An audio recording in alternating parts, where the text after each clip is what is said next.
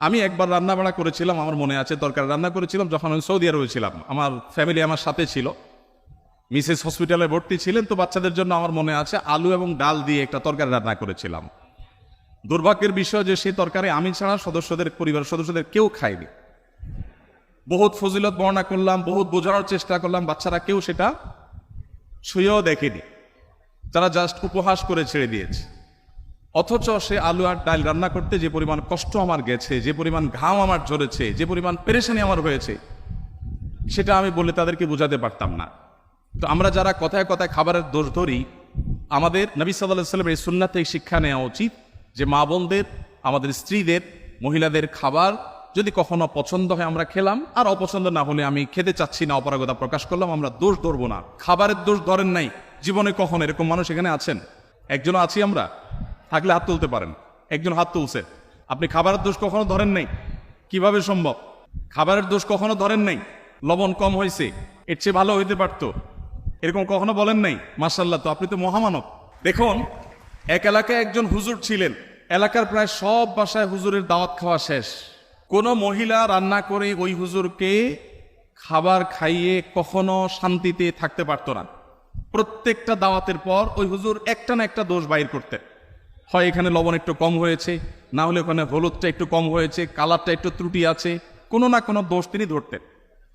সেই এলাকায় একজন শিক্ষিত পুত্রবধূ এলেন বাহির থেকে।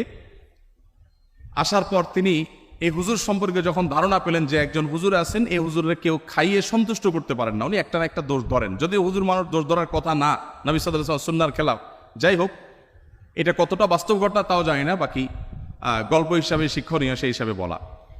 তো পরে ওই শিক্ষিত পুত্রবধূ তিনি হুজুরের সমস্ত দোষগুলোর তালিকা করলেন যে উনি কোন কোন দোষ ধরেন সাধারণত।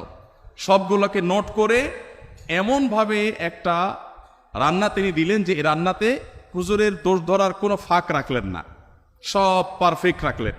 এরপর হুজুরকে দাওয়াত দিয়ে খাওয়ালেন। খাওয়ার পরে এবার পুরুষদের দিকে দিয়ে জিজ্ঞাসা করলেন, এবার হুজুরকে জিজ্ঞাসা করো আজকের খাবার কেমন হয়েছে, কমেন্ট করতে বলো। এখন বেচারা হুজুর দেখলেন যে আসলে কোনো কমেন্ট করার জায়গা নেই, তো এবার বললেন যে আসলে এত ভালো না, এত ভালো না। তো যে ভদ্রলোক বলেছেন যে আপনি কোনো দোষ ধরেন নাই কখনো, আমি জানি না যে আপনি এই টাইপের কোনো দোষ ধরেছেন কিনা কখনো। যাই হোক, তো আমাদের নবী করিম সাল্লাল্লাহু আলাইহি ওয়াসাল্লাম সাধারণত কখনো খাবারের দোষ ধরতেন না, কারণ মেয়েরা কষ্ট করে রান্না বাড়া করেন। আমরা যদি একদিন এই দায়িত্বটা পালন করি তাহলে আমরা হাড়ে হাড়ে টের পাবো যে রান্না করা এটা কত মজার কাজ। প্রিয় নবী সাল্লাল্লাহু আলাইহি ওয়াসাল্লামের লাইফস্টাইলের দিকে তাকালে আমরা দেখতে পাই যে তিনি যখন খাবার গ্রহণ করতেন তিনি কোনো খাদ্যের দোষ ধরতেন না। কোনো খাবার তার সামনে এলে পছন্দ হলে খেতেন, আর পছন্দ না হলে তিনি রেখে দিতেন, কখনো দোষ ধরতেন না। কানা নবী সাল্লাল্লাহু আলাইহি ওয়াসাল্লাম লা ইয়াইবু তাআমা কাত্তু। নবী সাল্লাল্লাহু আলাইহি ওয়াসাল্লাম কখনো কোনো খাবারের দোষ ধরতেন না। এই হাদিসের মধ্যে কত্তু একটা শব্দ এসেছে শামাইলে তিরমিজিতে। কত্তু মানে হলো কখনো, তার মানে তার জীবনে কখনো খাবারের দোষ ধরার ঘটনা ঘটেনি।